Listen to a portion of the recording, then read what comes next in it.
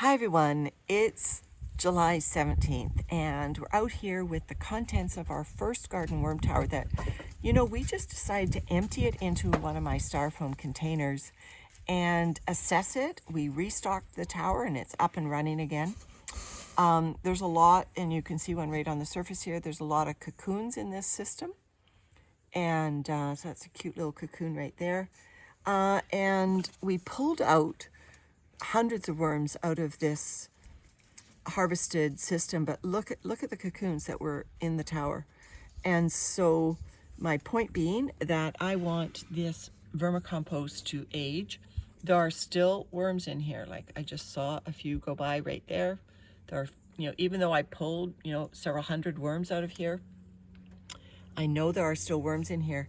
And there's lots of unprocessed food in here because we just harvested the tower without really having a gap where we had stopped feeding it. So I know this vermicompost needs more time to work. It has already, in the 3-4 days we've had it out of the tower system, it's already started to dry. Normally my worm bins are not moist like this, and this one was almost lumpy in its dampness when we pulled it out of the tower. Worms love that, of course, but to sift it is difficult.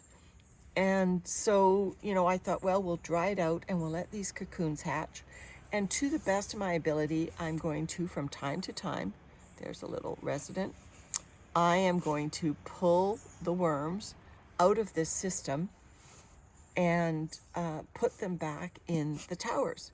And so I'm just reaching down, so I'm treating this almost like a little mini, well, castings maturing, but this is not castings yet. I'm going to treat it like a little mini worm bin. I'm just going to let this run, and it may run for another month and a half.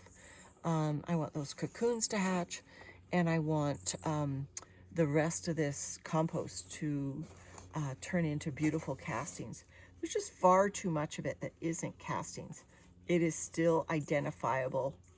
And while these little babies are hatching, we will just let this work down. Now, the one thing I have realized when you set castings aside, in order to keep worms happy, which is where I was going with that first comment, is I do feed my castings, or my aging vermicompost, let's put it that way, because the worms can only go through castings so many times. I don't want them to, get tired of the system and get up and leave. There's another cocoon. There are so many in here. So I've got a little bit of food scraps here. I just got a sense that there are worms in here, not huge numbers. But I'm going to just create a little pocket right in the middle. I'm not going to add any more carbon because actually I want the worms to get rid of the carbon that's left over in here, the leaves and the little bits of cardboard that are still visible. So I'm just going to take a little bit of our frozen and then thawed food and put that's probably enough right there, put that right in the middle, thin it out so it's not in a big lump, and I bet the worms, well, I know the worms will find it and they will appreciate having some real food. And I actually think that stimulates them in more ways than we realize. And because when I do that, the castings, the vermicompost finishes up far more quickly.